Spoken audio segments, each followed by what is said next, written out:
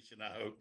So just Yeah. to give y'all a little history on me, I've been keeping bees for before Varroa, before tracheal mites, and just before we got wax moths in Florida.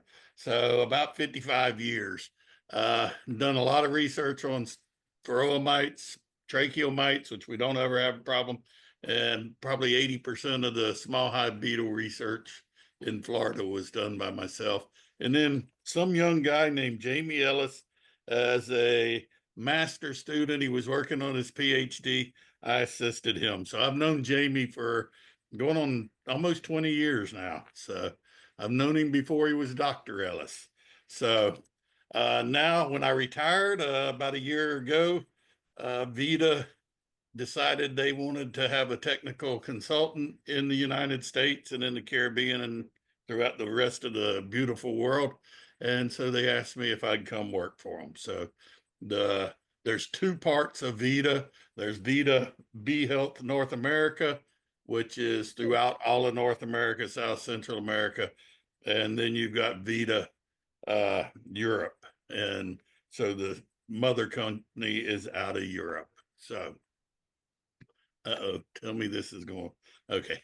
So this is actually, it's the largest company dedicated solely to honeybee health. Now we do some other things, but if you look at our brainstorming and everything, we go kind of nuts when we think about bees. We do try to choose more of the health conscious organic treatments or methods. And some of our products you'll probably recognize, some you've never seen. And we've got pamphlets out. You can go on Vita Bee Health North America, and we show all of our products there. There's some interesting things from everything from uh, swarm trapping to hive robbing, where we little entrance robbers, where the bees are. We're hoping the wasp won't be able to get into them. So got to remember, I got to keep hitting, can't hit the advance. So these are actually some of our products we have out. Swarm attractant is actually a wipe that has pheromones in it. You can either put it in your bait hives that you're wanting to use, or bait traps, or nuke boxes, whatever you want to attract bees in the springtime too. They work real good. They last about 90 to 120 days. That's normally your swarm season in the Northeast. So it works real good, Northwest, central part of the US. So the other thing we have is EFB and AFB diagnostic kits. We're getting new ones of those produced right now. We had where they had started getting outdated, not as many of them were being used, but we've been requested by a couple of the state inspectors to get them back out. So the EFB ones will be back out. The AFB should be out in probably 2 more months. B402, which is the old Surtan. It's Bacillus thuringiensis. It's a organic treatment. It keeps the wax moth larva down. What it does is it's an actual organic material. It's biological, and it attacks young eggs and larvae. So it's not a chemical, it's a bacteria. So fumagillin, which fumagillin B, or fumadil, as we used to call it. This is actually another product. It's we Man Lake had the original patent on it, and they were bringing it in out of Korea. This is actually made in North America now. So it's used for Nosema cerana and Nosema apis, both of them. It's something that you definitely, probably going into fall, you'd want to make sure you've treated with Fumagil B. So it controls the Nosema. So the main thing we're talking about, and probably most destructive agricultural pest on the face of the earth right now, at least with honeybees, is Varroa destructor. Varroa destructor, there's actually two different ones, Varroa jacobsoni and Varroa destructor, that we've worked with. They changed the species name. I'm waiting for them to change it again. But when I flew over to Australia about 15 years ago. They'd renamed it while I was flying over, and I was giving a presentation. So my presentation had the wrong mite listed on it, but I sure remember that it's not Varroa jacobsoni because I got told by the person that changed the name. So Varroa destructor is what we have here in the U.S.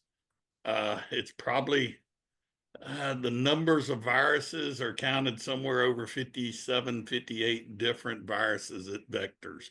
Not all of them are detrimental to bees, but about 80% of them are. So if we can control it, we're doing good. So best way to detect it is using either a mite wash, powdered sugar wash, or shake, whichever way you want to call it. We have these varroa mite checks. They actually, you can use either a liquid in it, soap, you can use powder in it. They work real well. They're very versatile. I even have drilled holes in them now in the middle part and one in the top. And we use CO2, knock the bees out, and shake the mites off, let the bees go with a headache. Because it doesn't matter any way you treat the bees, I think they've got a headache afterwards. And if you're using alcohol for an alcohol wash, you're probably going to end up killing the 300 or so bees in there. These Varroa checks work real well. The mite falls down through the strainer and you can see them. I've got to wear my glasses to see them, but it does help and they're fairly accurate. If you're doing them pre mite treatment, you definitely want to be at that low recommended around 3 mites per 100 bees. If you're doing them post mite treatment, you want to be either non-detectable or at least below 1, which anything below 1 is non-detectable. So this is actually one of our treatments that we've had out for almost 20 years now. I remember when Max Watkins brought it over, who's one of the owners of Vita. He brought it over. They were blue cartons back then, and we had to change them a little bit, the actual ingredients in it. And so to keep them looking organic and green, the containers are now green. If you get one that's blue, it's coming in from Europe, but it works still the same.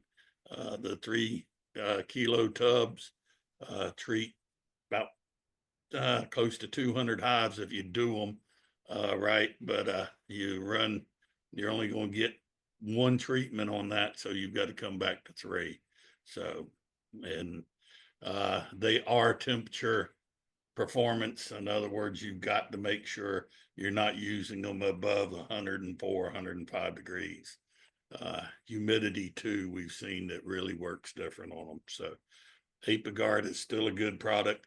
It still can be incorporated in with other tools. It will get you down to 0, but if you incorporate it with like hygienic bees, using other methods of mite drop, and then using ApiGuard, you get a lot better treatment with it. ApiGuard seems to be doing other things in the hive, not only being an arachnicide, but it's seems to be doing some other cleaning, making the bees better hygienic or better housekeepers. So these are some of the actual questions that we get asked about ApiGuard. If you're using 10 frame hive, yes, you should use 50 grams, repeated every 2 weeks. You can go out to 4 weeks. So above the temperature, average temperature, you want somewhere around 77 degrees. You don't want to treat over that 104. Can you feed or do anything? Can you do like double brood nest? Yes, you can treat with double brood nest. I would recommend actually 25 milligrams in the top, 25 in the bottom. If you got brood up there, it's better to compact the brood down and get them into one hive, but you can treat. And same thing, repeat every 2 weeks until you get control. So ApiGuard still works real well. So can you feed? Actually, at the time that you're feeding and treating with, here it's showing the little containers, it actually boosts the bees.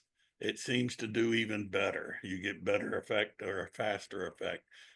Thought behind that is the bees are coming up and coming in contact with the ApiGuard. it does seem to do a lot better if you're feeding a protein or a sugar patty at the time. So works real well on that. So the old strip that we have out, Apistan. Now this is a harder chemical. This is actually one of the pyrethrins, and it still works, but mites build up a super fast resistance to it. It's not that your bees build up the resistance. It's once you've treated, normally within one treatment or 1 year for using it up north here in Florida, we're treating about 4 to 5 times. So you cannot get 4 or 5 treatments out of it. So we definitely say one treatment.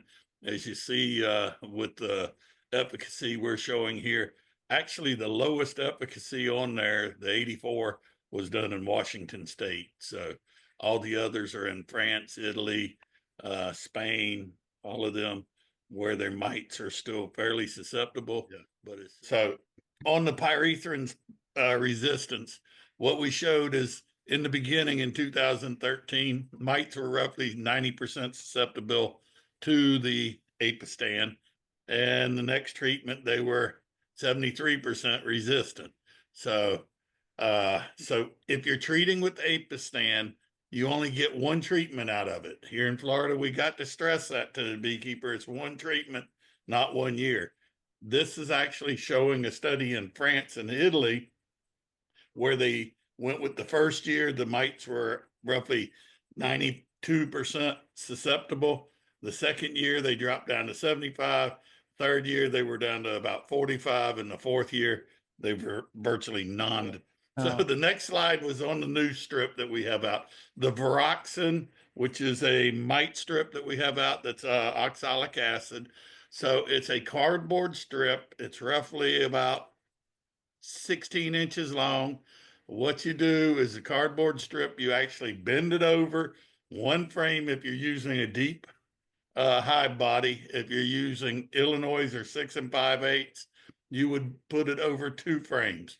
You would use one strip per every 2.5 frames of bees. When you think about a hive of bees, I know most of y'all don't ship bees to almonds, but we always grade our bees. And beekeepers look at how many bees are in a hive. They want that bigger cluster to go out and make it 8 or 9 frames of bees. Well, in this case, you want to look at your winter cluster when they're nice and tight, when the bees are clustered real together against the brood. And so that's your size. So a normal hive that's probably 8 or 9 frames of bees is really probably a 6 or a 7. And so you would use 2, maybe 3 strips in a single deep. The treatment itself right now, each strip contains 18.4% of hydrated oxalic acid. And what it is like I said, you use them for either 6 to 8 weeks, which is 42 to 56 days. It's safe for the bees. It's organic. It's normally, if you put them in, you can come back at the 4 to 6 weeks or 8 weeks and remove them out. I would definitely do a mite check before and a mite check after. If you notice that the bees have moved away from the strips, which you're notorious about doing, go in there and move the strips. You do need to wear surgical gloves with it. We see people using the other gloves that beekeepers wear. I would definitely, because the label says wear the protective gloves. You don't need to wear a respirator and everything else that you do with the gassing it off. So these are very stable. Like I said, they release at about 18.4%, and they continue releasing. So when the strips have done their 42 to 56 days, remove them out and throw them away. Do not try to reuse the strip. We're showing right now about a 94 to 96% efficacy with them used properly. That's hanging them in where the bees are at and in the area where the brood is at. Not to lay them on top of the hive or not to slide them in the entrance, not to cut them in half and lay them on the bottom. They have to be where the brood and the bees are at. So The difference between these and the homemade strips is that they actually uh, have a better control release rate. The difference between these and a strip that came out of Argentina, which is alum cap.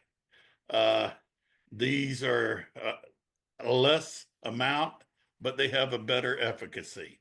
So where AluCap came out with 30%, these are less. So they do a lot better in controlling. It's the way we have them to release.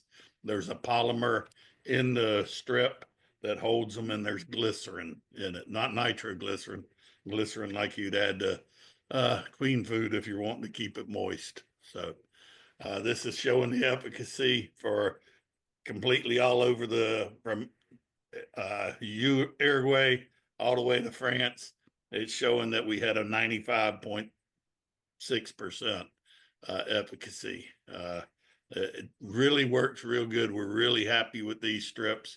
The beekeepers that I talked to last week at the Midwest Beekeeping Convention, they were very happy with them. They were some of the first that ended up with the strips. So this is an actual study in Washington that showed that on the control and apivar, our strips actually work better, got a lot better control. So Washington, same thing. It's a 42 to 56 day treatment, and that was done back in 2021 and 2022. So this is actually a study that we compared some other pads that are made out there that the EPA doesn't like right now, but uh, we compared them to our strips, and he's actually comparing them again to see some of the efficacy. And we got a lot better mite control. The thing that you want to look, and we're getting comments on, is some people say by using oxalic acid, either by fuming it off or whatever, it just keeps the mites at a steady level that you can't lower it down. Well, we proved on this, we started at a high level and we ended up at less than one mite per 100 bees. So that's what you ended up wanting to have. It's at the 55 days, 56 days was where we were at roughly, and got virtually 100% control. So it worked out real well, comparing it to the other pads that are out there and Formic Pro. So Formic's a formic acid. So it's a little harder on the bees. So these were the residue studies using Varroxan oxalic acid. And we virtually showed that the control hives had the same amount of chemicals in them as the oxalic acid. Bee population was identical. And the Varroa load, imagine, it started out higher in the treated hives and was lower by the end of the treatment, the 52, 55 days. So that's what you want to see on a good study, and that's been repeated. So here's some of our questions, and I think I've already gone over most of them. But Varroxan, to know how many strips you need for a hive. So if it's 1 to 2.5 frames of bees, it's frames of bees, not frames of brood. It's one strip. 3 to 5 would be 2 strips. 6 to 7.5 would be 3, and then 8 to 10. But like I said, most hives that are 8 to 10 frames of bees are actually looking at a 20 frame colony because it's a lot more bees spread out when they bust cluster. And so they're spread over all the frames in there. So if you, like Jamie Ellis would always say when we're doing research, you got to bunch them back up and count the percent of how many bees are on that frame. And so that's where, a double deep would probably have to be using either 3 or 4 strips. So, and you definitely want the 42 days in there. If the bees move off of those strips after the 2 to 4 weeks, you move the strips over. So, if you go into double hive, yes, you definitely, like I was saying, shift them around. So, Can you treat with supers on? Yes, you can. This is actually one of the treatments that can be used with supers on and while you're producing honey, and that honey can be sold for human consumption. Would I do it? I probably wouldn't, because you've got a larger area to be treating. If I found out that I have mites and I need to treat because my bees aren't going to possibly make, that's that if word that we like to use, they're going to probably not do a good honey flow because they got bugs, they got mites. We're going to treat with it and hope we get a honey flow if everything works out right. So yes, it can. The honey can be used afterward for human consumption. So this is also certified organic. So uh, what happens with the brood when you put it in? Okay, the brood that hatches out underneath them, they come out under the strip, but the queen does not go back and relay those areas. It's because if you look at these European bees we have, I like to say that they like that 6 millimeters instead of 3/8 of an inch. Now you've just put a piece of cardboard in there that's about 1/16 of an inch, maybe a little larger. It's about 2 millimeters, 2.5 millimeters. So now the queen can't get back in there, turn and go into there to relay into that brood cell once it's hatched out. So yes, she will. You can move them around and she'll move in. Uh, if the cluster moves off, like I've said, go back and move them around. One thing I've been asked is if I'm using a 5-frame nuke and I put 2 strips in there or one, what I would say on a 5-frame nuke or a package, put your strip in there once you're getting established, and then you can add a second strip if you need to. Or if you need to come back because they've gotten weakened down and remove it, you can do that too. But check them about every 2 to 3 weeks. Uh, like it says, there's no residue. Disposal is to whatever your facilities say. It's also whatever's on the label, because every state is different on how they require the labels to be printed. So Varroxsan is also not temperature sensitive, meaning you can use it in the winter, springtime, or even when it's higher temperature, because it's being applied into where the brood nest is. Even though the bees have broke cluster, they're still maintaining that brood nest area at about 94.5 degrees. So that's why we know it's not being affected, even when the ambient temperature outside might be 105, it still works. So uh, the if a strip was to disappear while you're in there, and for some reason we've only seen this 1 or 2 times, when you're placing the strips in and the top edge where you bend it, sometimes some very hygienic bees will eat that off and the strip drops in. You're good to go ahead and replace that strip if you don't see it on the bottom board after about 2 to 3 weeks. So some hygienic bees do chew it up. Most of them, 98% of them, don't do it. So uh, treating nucleuses, like I said, if you're finding that you're using a shorter high body, like I said, where you're using the 6 5/8, or as we call Illinois, or 7 1/4 inch, which we call the mediums, uh, you can put it over 2 frames. Or if you're using the little queen nooks for raising queens, we've had beekeepers try it now where they put it over 3 frames, and it gets, or they lap it over their division board that's in there for the 2 divisions, and they've tried that and it works relatively well. It controls. With queen breeding, you're breaking the brood cycle about every 24, 25 days. So you've got time in there when your mites are all on the brood. So storing the strips, make sure once you, let's say you take, we've got 20 packs and we've got 60 packs.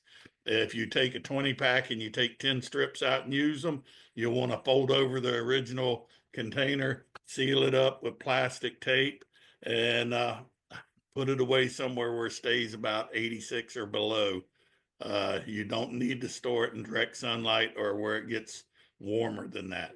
They'll hold until their expiration date. So it should last up to 3 years. So think that's the last question. Yes, our last statement we've got. Are there any questions y'all have of the strips? I know there should be some. So Is everybody doing medium, all medium? yeah, they can be done in all medium. Yeah, But direct all medium. I just wanted to know, but nobody? All right, fine. So Dave, I do have, I want to share some questions that have come up here at the store. So you answered the question about once you open the package, you can reseal it. right. Okay. The label on the 60 pack that we received back in November had an image of a single deep hive body with four strips. I'll just share with you that I had a customer who had a double hive that was 2 deeps, and she put 4 strips in both boxes and had some damage. And Yeah, she went to your okay. website, and I think the website, if I recall, says at the most you're going to use 6. If At you the most would be 6, right? okay, And so normally, even if she's got double deeps, and we're just, and I'm going to take from my knowledge of what's been going on, if you have 2 double deeps and they're not fully full of bees, I mean, they may look super strong. If you put 4 in the top and 4 in the bottom, you're probably going to have some moisture problems because it does disrupt the bees a little bit. And so when you start to get moisture into the hive, if you get any wetness on those strips from either humidity or it rains on them, the water that comes off of there will contain, and this sounds crazy, it goes from oxalic acid to formic acid. So it can have a little bit of a detrimental effect. Normally, it won't harm the bees any once it dries back off. If it's a balanced hive and working, functioning correct. If it's an unhealthy hive, it probably needs to be pushed down to a single and treated with either 2 or 3 strips. So here's my other thing that I want to ask you to clarify. The difference between using this prophylactically and right. using it as a treatment. Okay, prophylactically, that means you're not even looking while you're putting it in there. You're really just going to waste money because you don't know where you started at and where you ended at. So prophylactically, I would say I wouldn't do it. I definitely want to know what my mite level was when I started and what my mite level is when I end. Reason being, you're spending $1.50 to $2 a strip for them. It can be a lot of money that you may not have needed to waste. And so that's why you definitely want it as a treatment. That's why we teach definitely go in there and do mite washes, mite rolls, or some method of finding out what your mite level is. Well, here's the wrinkle, if I can use that word, Sure. to using this as a treatment for 54 days. Right. Is that we don't really have broodless periods. You don't have to be broodless.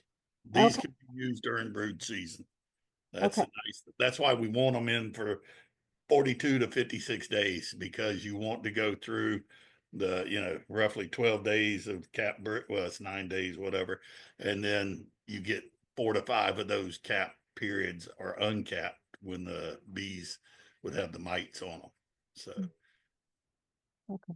So it's really not, you're not promoting or advertising it as a prophylactic. So you're not suggesting that it can be used when mite counts are low. You right. think that's wasteful. Okay.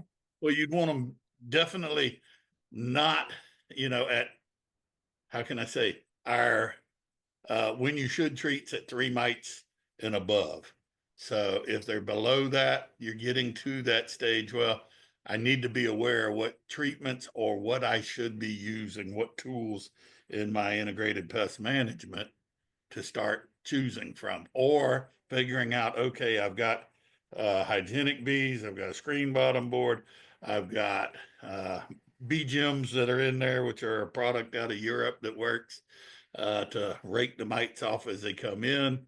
There's some other products out there to control the mites. If they're not working, then you need to choose which treatment you're wanting to use, which, you know, this is an oxalic treatment, so it can be used during a honey flow and you don't have any time to, you know, when you extract it out, you don't have to worry about waiting 2 weeks to put your supers on. So because you carry multiple products, Right. can you say when you would recommend the Varroxan strip over Apiguard or vice versa? I mean, do you have, you know, a list of recommendations for each product? I would definitely with Apiguard, which is the thymol product, Apiguard I would put on, and we've already tested, you can use both Apiguard and the Varroxan strip at the same time, or you can use like 25 milligrams of Apiguard and the regular treatment of Varroxan at the same time. We get a better control or a faster knockdown.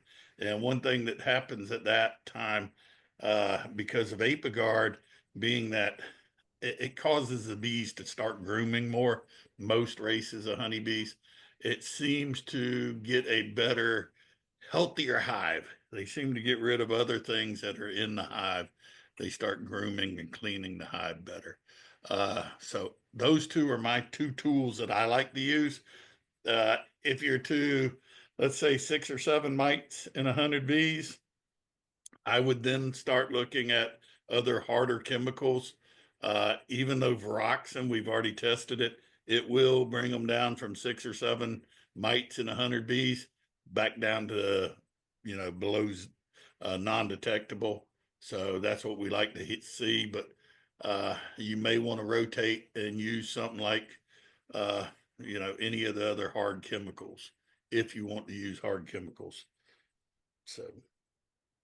Okay, Walter, have a question? Green bottom boards, you got inserts in or out when you put Varroxan on? No, you don't have to use it. It keeps the bees actually up off of the bottom if you have no screen on there, or no bottom board on there. So they're more clustered around it. And the mites will drop down and go through the screen. So it's a contact killer. It's not a fumigant. So it has to come in contact. Okay, Val, you have a question? Just, you mentioned the grooming bees that would chew at it. What would be their outcome? They would kill them, or what would you expect? No, it actually doesn't kill. I could hear that question. It actually, the bees chew that off, and the strip will either drop down. We do see, like I said, that's only at about 2% of the hives, if that even level. Most of them just chew the edges of it and remove it out. They don't seem to incorporate it in. It's like anything else, shop towels or anything. They take that stuff out of the front of the hive. Bees just don't like foreign objects in there. So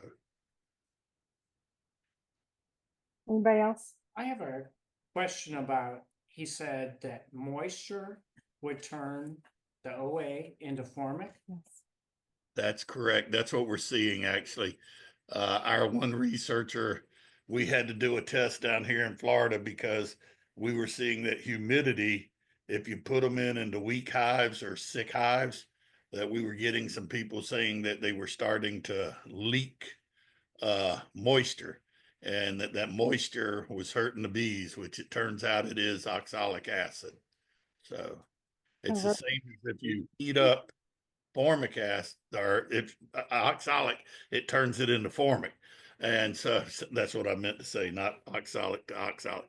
But it's the same when you heat up, if you're making the pads that are out there, if you heat it just a couple degrees above what it is, you know, the 160, 161, and maybe you're in a different altitude. By getting it too hot, you end up overheating and changing that chemical. Okay, it's Jane again. I'm gonna pose my I'm gonna give you my scenario. This is how I want to use Varroxan. Right. And I'll tell you, I've been thinking about this for a year because they brought, they mentioned this at Nabi Yep. in 2024. And so we're all been talking about it and thinking about it, and I've formulated my approach, and I want to run this by you. You can shoot holes in it. Okay. Okay. So at first I thought I'm just going to put it on when I put supers on mid-April. Yeah. And then I got your product and I read the label and I went to your website and I read the information on and the FAQs. And I said, okay, well, the labeling of the website says really to wait and not put it on first thing in the spring. And I think the reasoning is your colony is still growing. So if Right. you open a box and you go, you're in a single, I'm going to use 2 strips or 3 strips or whatever, but within the period of treatment, which is 46 to 52 days, that colony is going to grow. And now it's in 2 boxes. You don't have the right number of strips in, right? Correct. So I said, okay, I'm going to super for the spring flow. And then after black locust, so now we're at the end of May, about the end of May, I take my supers off and I spin out the spring honey, put the supers back on. And not everybody does that, but a number of beekeepers here do this. They take the spring harvest. So I'm thinking when I go to put the supers back on at the end of May, now my colonies are full grown. I am going to put potentially 4 to 6 strips in with the supers on and let them do the summer honey production. And at the end of July, I'm taking honey off. And if the strips are still in there, I'm taking them out. Yeah, you hit the nail on the head. Actually, what you want to do, and Jane, you're perfectly correct on that. Hive is growing. So either you'd start with 3 or 4 strips. By the time it was to the 50 or 40 days, you'd have probably gone up to 6 strips. So what you got to always think about is that hive's growing. If your population of mites, because you didn't take care of them in the fall the year before or late summer, so they're going to grow through your spring buildup. And so when you do want to hit them is that time when you've met that peak of your queen. If your queen's laying, and I'm going to pick on her at 1,000 eggs a day. So you've got that 42,000 bees in that hive, which is mighty low, but you got 42,000. You peak that out into May, 1st of June. So that's when you really want to go into there and hit them with your strips, if that's when you choose to do them, if your mite levels where you want. There's that if word. But you can always come back in the fall and get your mites under control and go from there. So yeah, that is a good question. And your numbers are what you're looking at. So if you're, I heard you talking about different bees laying different numbers of eggs and which ones do better at this and everything. We use down here a quart of in line of bees that she lays somewhere around 21 to 2,300 eggs a day. And it's hard to get enough treatment in there to control the mites, but we've been able to with these. So So the did ability I, to open home. So go ahead. go ahead. Did I understand you to say that you personally wouldn't have strips in while you have honey supers on, but legally you can? Is that, Oh yeah, you can. so It's why perfectly did legal. you choose not to personally? Because same thing you're saying, where the growing of the bees are. If we're going to treat, we try to get it done in the late fall, get them. And Florida doesn't have the late falls. Our late fall, because our last honey crop ends in October, November. And so then we've got to get bees ready for getting out to California. And so they start leaving out of here the end of December, first week in January to go to California. So our guys, if they're not splitting, making up, putting queens in, getting ready to go, they're trying to catch up. And one thing I will say, at least if you're growing bees, you're moving forwards. If your bees are starting to die because of either varroa mites or other pests and diseases, you're fighting, trying to catch your tail. And so you're a lot better off growing bees and healthy bees. And so if we saw that we had a high mite level or high virus level, then we're going to go in and treat, because we don't plan to make a honey crop. Sick bees will not make you honey. So Clear. You wanted to know, while our hives are growing in the spring, should we be putting them in and increasing as they increase? Well, Or do we wait? I think wait until they peak out, right?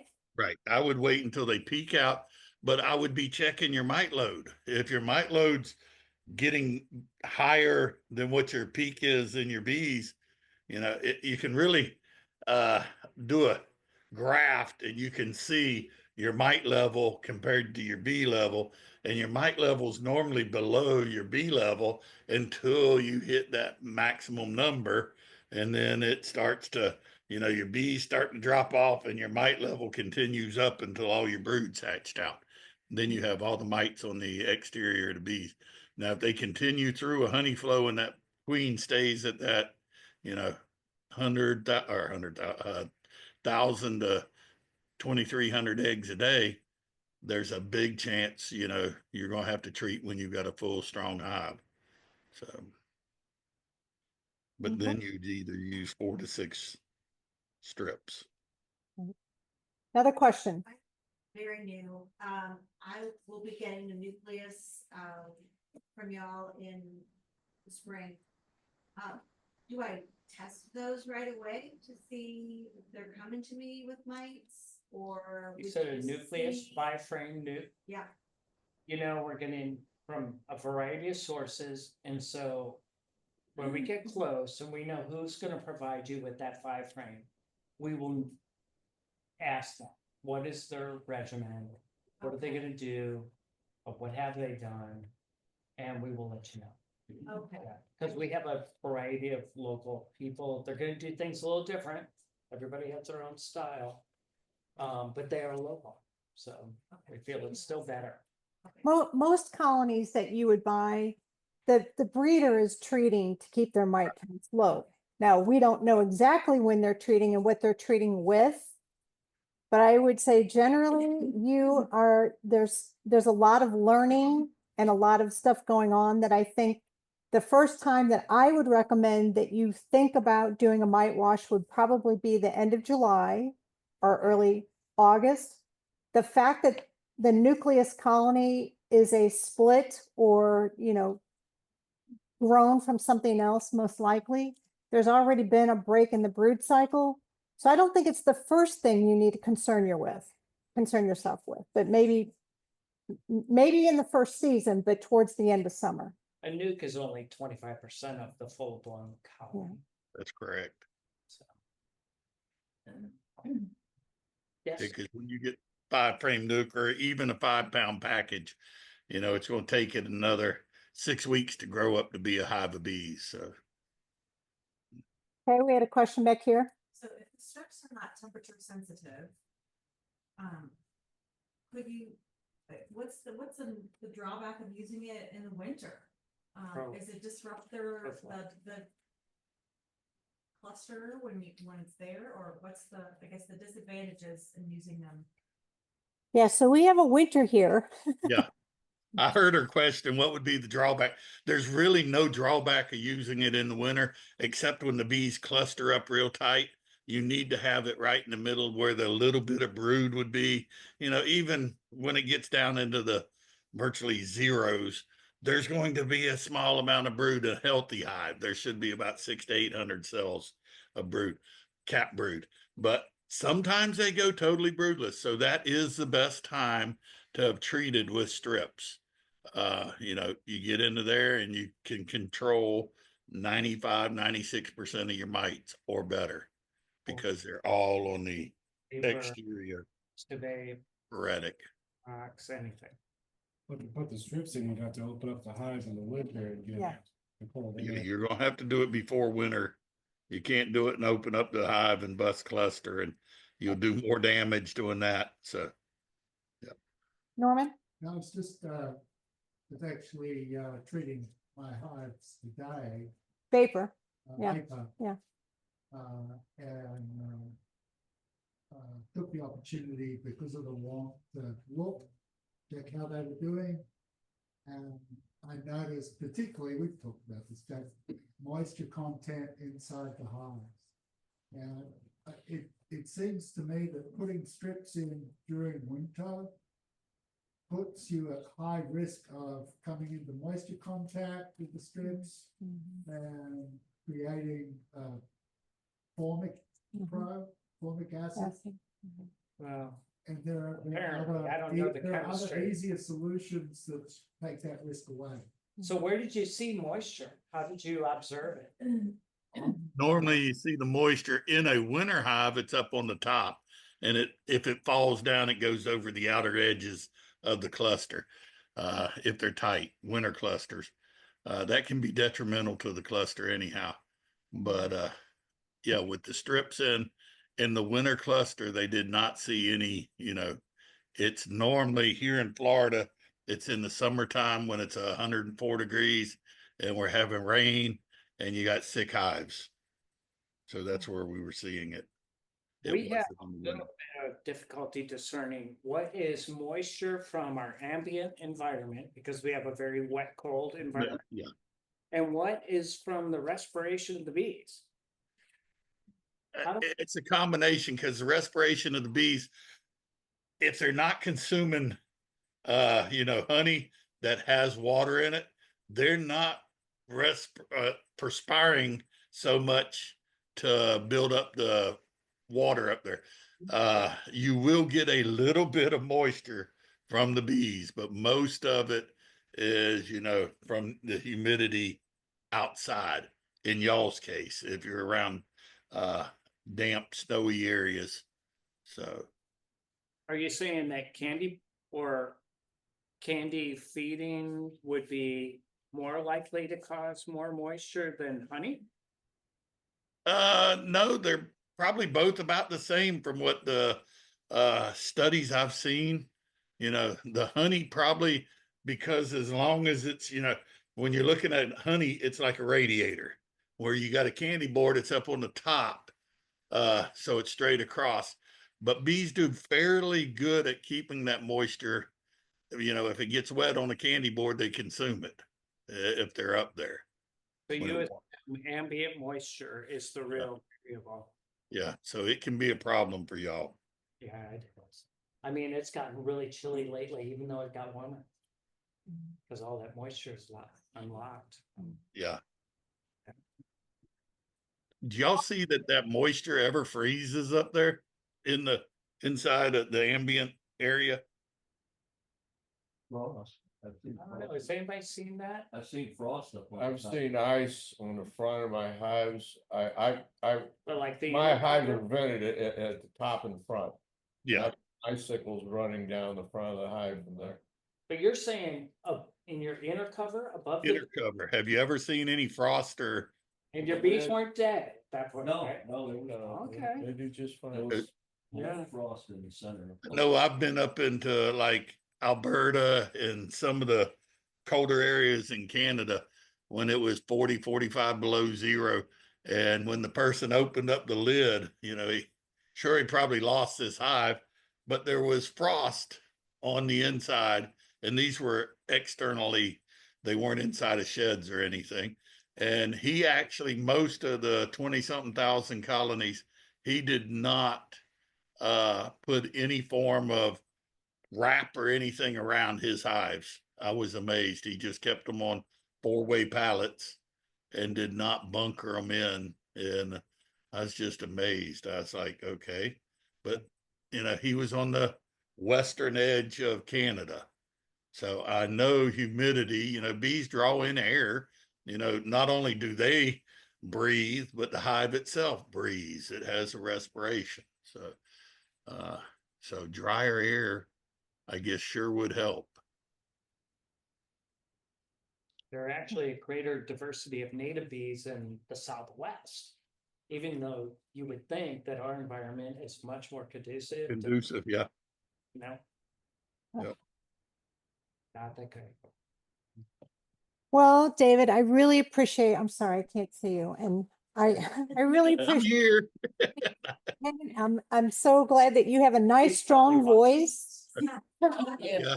Great. Well, the next time, if y'all just want to talk on honeybees, races of bees or whatever, all right, I see everybody.